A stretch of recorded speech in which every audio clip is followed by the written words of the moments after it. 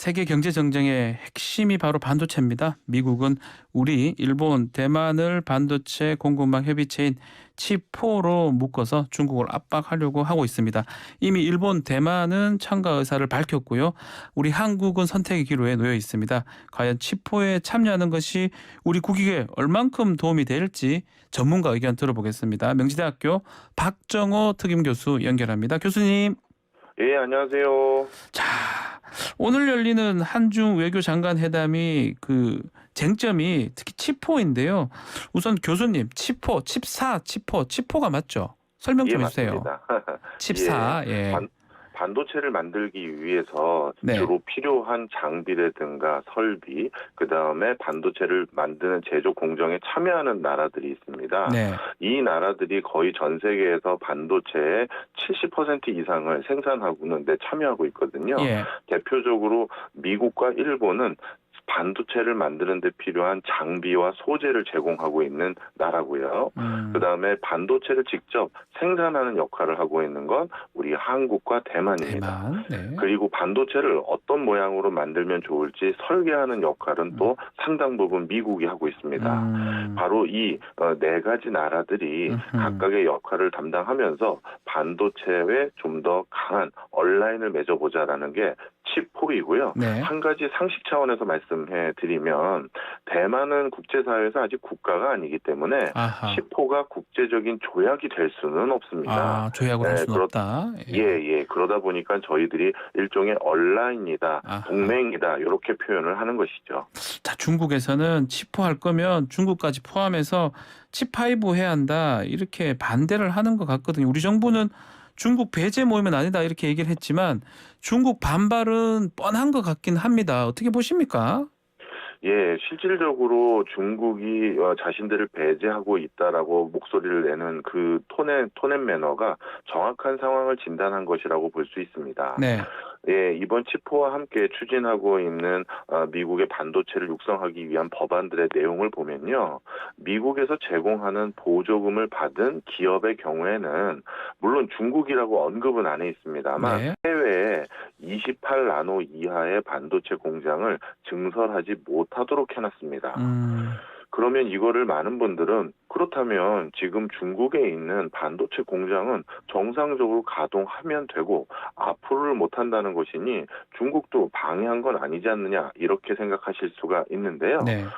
실상은 그렇지가 않습니다. 아. 28나노 이하가 아닌 나름대로 저사양의 반도체 같은 경우 예. 지금은 뭐 TV나 냉장고나 세탁기 이런데 충분히 사용될 양을 중국에서 생산하고 있는 게 맞습니다.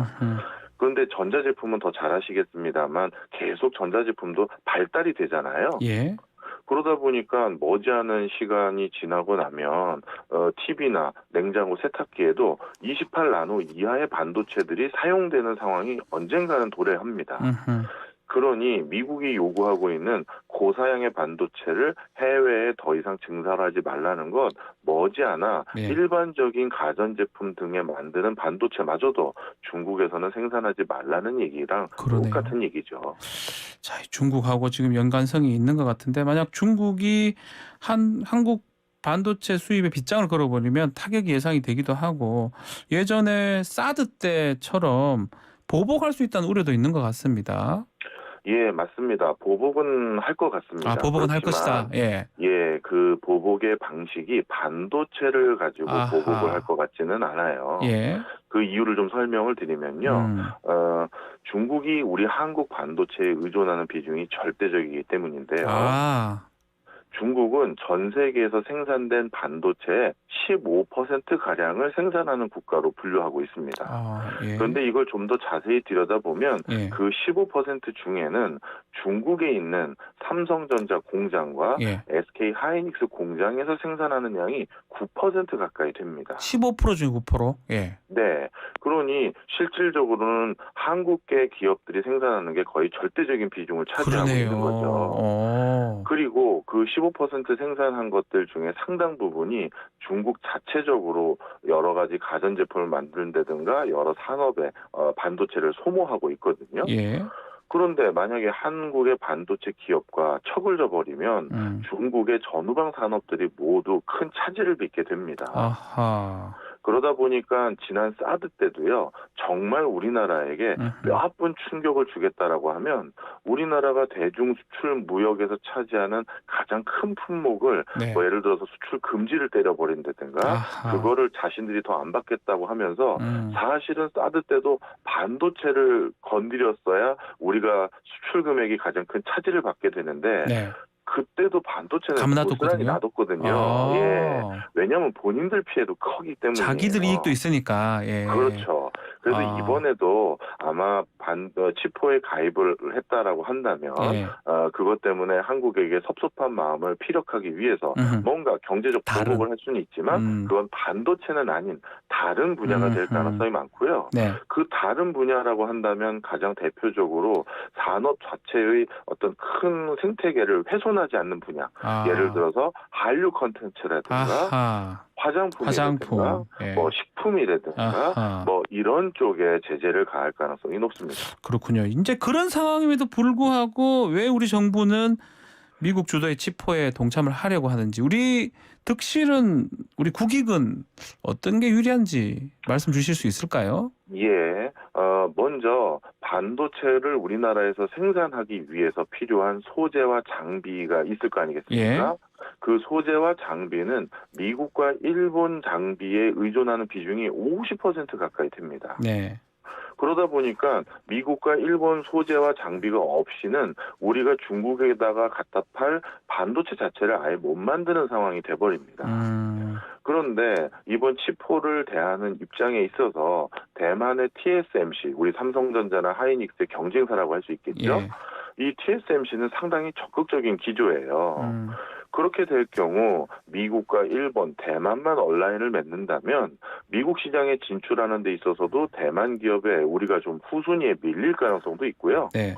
그다음에 중국에 대해서 벌써 중국도 대만 아니면 한국 반도체에 의존해야 되는 상황에서 대만이 먼저 치포에 적극적이라면 우리도 치포에 적극적으로 가입할 수 있는 명분 자체가 또 하나 생기게 됩니다. 네. 그래서 결론적으로 말씀드리면 반도체 만드는 장비, 설비, 그다음에 소재를 의존하고 있는 구조에서 치포에 가입을 안 하기도 어렵고 그다음에 미국 시장 진출이라는 관점에서도 마찬가지고 아하. 그리고 TSMC가 이미 적극적인 상태에서 우리가 명분도 하나 더 있는 것도 사실이다. 이렇게 말씀드리고 싶습니다. 자, 마지막으로 오늘 있죠. 한중 외교장관이 열리는데 이 박진 외교부 장관이 중국 측에 무엇을 설명해야 됩니까? 미국은 또 8월까지 치포 참여할지 알려달라고 하던데요. 네, 아마 우리의 입장이 가입할 수밖에 없는 상황임을 아하. 말을 해야 되는 상황인 것 같고요. 박진 외교부 장관도 우리나라의 대표적인 외교통이라고 할 수는 있습니다만 외교적 역량으로 이거는 지금 설명을 할 수 있는 여지가 상당히 제한돼 보입니다. 그러네요. 네, 그러다 보니까 어떻게 보면 앞으로 중국에 반도체를 공급하는 것도 전혀 차질이 없을 뿐만 아니라 우리나라와 중국의 관계에도 아무 지장이 없다라는 걸 다시 한번 소명하는 정도 수준이 되지 않을까 생각이 듭니다. 알겠습니다. 자, 오늘 말씀 여기까지 듣겠습니다. 감사합니다. 감사합니다. 박정호 명지대 특임 교수와 함께했습니다.